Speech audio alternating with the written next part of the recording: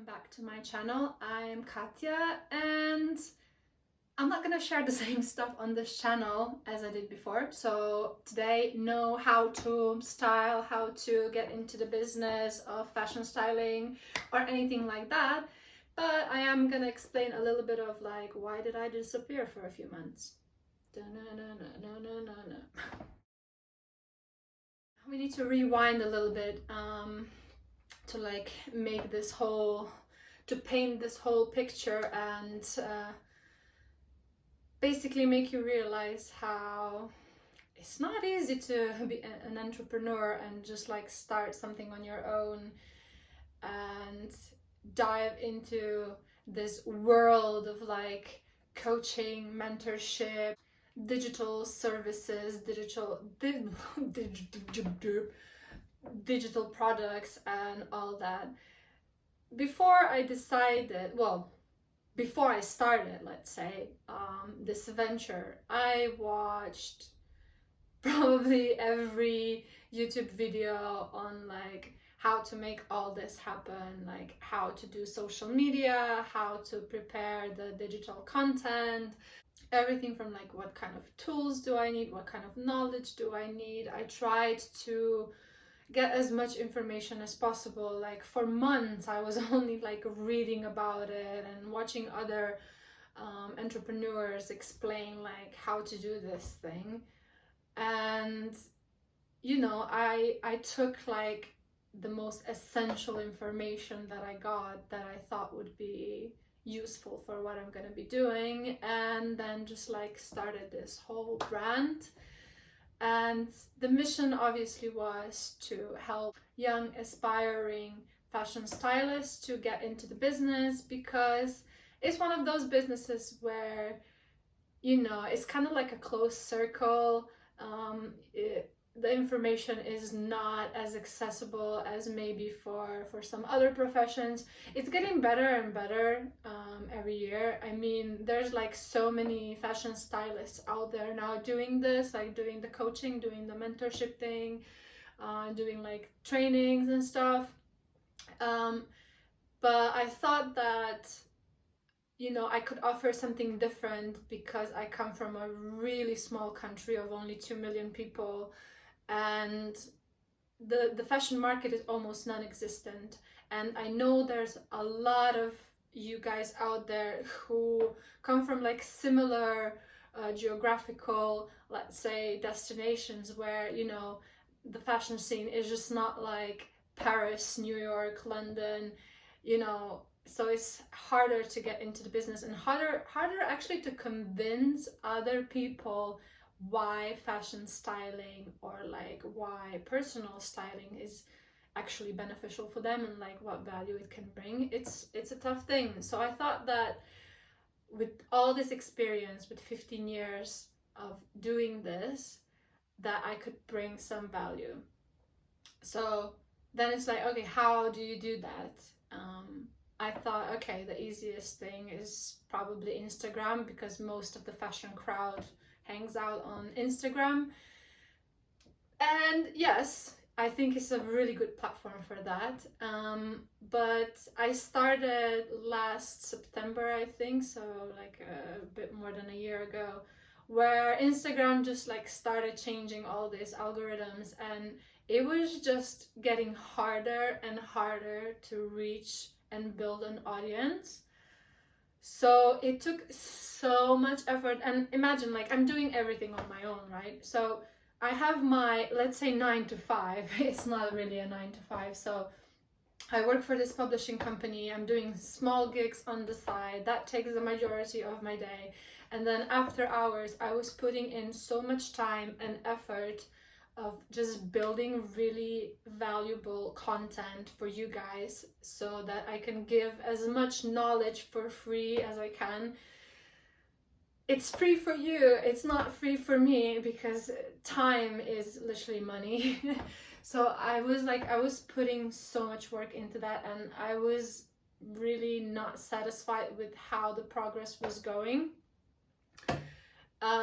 It was quite slow. I didn't really get as much engagement and like positive response that would like reinforce and get me motivated for this, which I know how it is. I know everybody's just talking about consistency, everybody's just talking about, you know, you just have to keep going, never quit. I mean, that's what I teach, you know, like I teach the same. It's the same when you're starting out as a fashion stylist. It, you know, it's, you can draw so many similarities of like starting any kind of business, starting any kind of profession nowadays, because of the social media and because everything is so global and connected.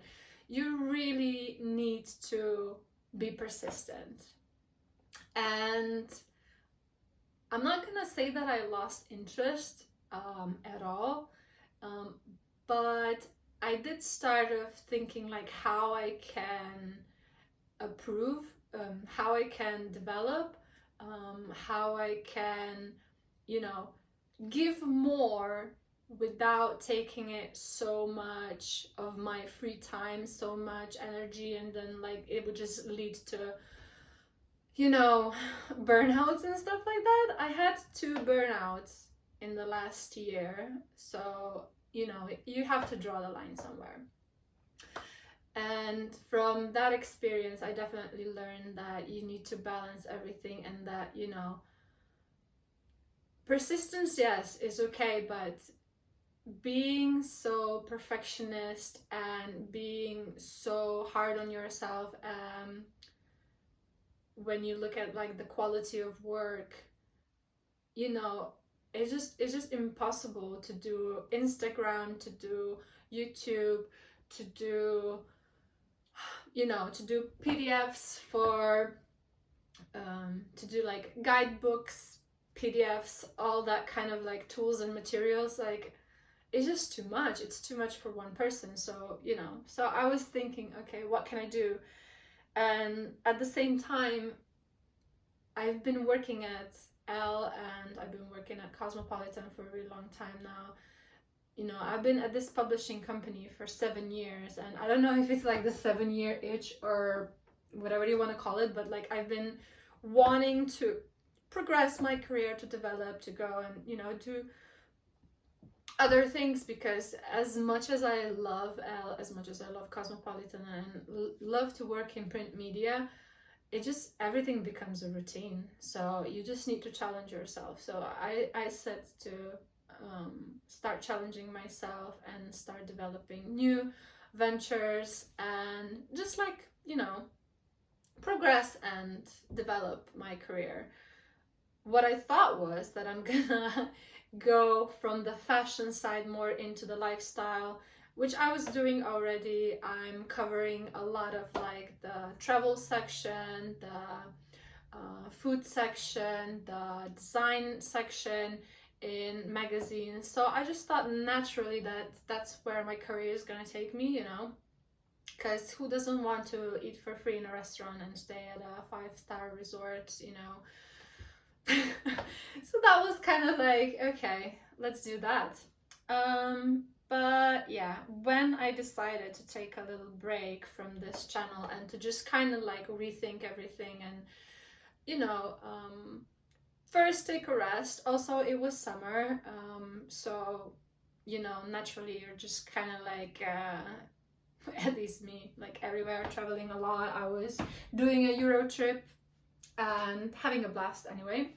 But my plan was to return back in September to have a complete rebrand of this, because I just kind of like didn't feel like it's me. I was trying to fit this mold and be like other fashion mentors, be like other fashion stylists who are doing coaching and mentorships and things like that. And it's just not me. Like I just completely didn't relate to it. Like I was doing something that I thought people want to see, and not doing what I actually felt like was right, which is like absurd, because again, this is something I would tell any aspiring designer, any aspiring fashion stylist, just like be yourself. Like don't be afraid to stand out, to be kooky, to be silly, to be, you know, not perfect. Please, like, perfection is something that doesn't exist, and this is like something that I'm really starting to learn and appreciate, like finding imperfections actually making the thing perfect. Like, I don't know, it sounds contradictory, but that's how I feel. Anyway, so I was like, okay, let's do a rebrand. Let's take a little break from it. Let's reassess. You know, let's develop a new strategy and like see what it goes. So I hired a designer to do my rebrand, and it didn't really go as planned, and I didn't relaunch in September, as you've seen, because it is end of November now. So yeah, it was just like dragged out, and I was getting so frustrated with everything. But at the same time, another thing started happening. Like, I started manifesting my career development, and it just happened like completely coincidental, or I don't know what to say. Like, I think the universe just like threw at me exactly what I needed without even knowing it. But I started working at this startup where we're gonna launch a app that is gonna be associated with fashion drops, and they kind of hired me as their creative director. So I was in charge of like developing the brand identity, and I started doing that, and I've been doing it for a few months now, and I just completely fell in love with the process of like developing this creative idea into, you know, the whole aesthetics, the visuals, the tone and voice, the messaging, everything, like the whole brand identity. I just like, it completely opened like my creative vortex, and I was just like, I felt so motivated, so inspired. And you know, it took me a while before I actually realized that there's something there. Like, this is it, this is my career development. Like, I've been so focused on like trying to deteriorate from fashion into like lifestyle that, you know, I kind of like was not open to this, and I was hesitant a little bit because I was like, gosh, like fashion, I'm like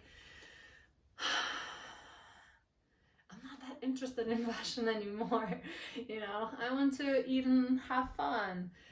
But the universe was like, nope, you're not done yet. And I'm like, yeah, you know, I'm just like, I'm taking it as it is now, and I'm like really grateful that it happened, because it made me realize that I have some talent. Well, I'm not gonna say talent, I'm gonna say skills that I haven't even thought about before. And this led me actually to start a creative agency, let's call it, or a studio, creative studio. Uh, Basically, I just like gave myself a title of creative director now. So there we go. That's it. So during the whole rebrand, I made the decision that this is gonna be a platform, a channel for basically everything creative. Well, not everything. Some things creative. I'm gonna focus on like just putting out creative ideas when it comes to branding and like creative projects, especially in fashion. But I'm still keeping the mentorship thing. I'm just expanding it a little bit because, you know, I'm a person with many titles now. so, um, so fashion stylist, fashion editor. I was a executive editor, now freshly lifestyle editor at Elle. I'm gonna talk about that in some future videos, I guess. Then what else? Writer, journalist, yes. What else do I do? Mother, wife. Why does everyone put that in their bio? No, I'm just kidding. Not a mother or a wife. But yeah, freshly baked creative director. So this is basically the story. Why this place has now developed into a creative thing that focuses on much more than just fashion and teaching aspiring fashion stylists how to break into the industry, how to get started. This is gonna be the ending of the video, I think. And in the next one, I'm gonna explain a little bit more about what I do, and then I guess maybe the next one is gonna be a little bit more about the mentorship and all the kind of things, all the kind of areas I'm gonna cover in there. So thank you so much for tuning in, and I hope to see you in the next one. All right, bye.